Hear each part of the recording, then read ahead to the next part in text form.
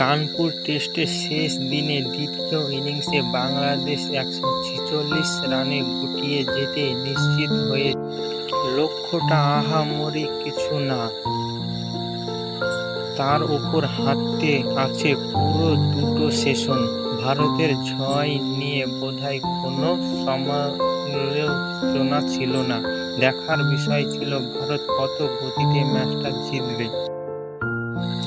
প্রথম ইনিংসে বিধ্বংসী ব্যাটিংয়ে রোহিত শর্মা, যশস্বী জয়সওয়াল, বিরাট কোহলি যা করেছেন তাতে এমন ভাবাটা আহামূলক নয়।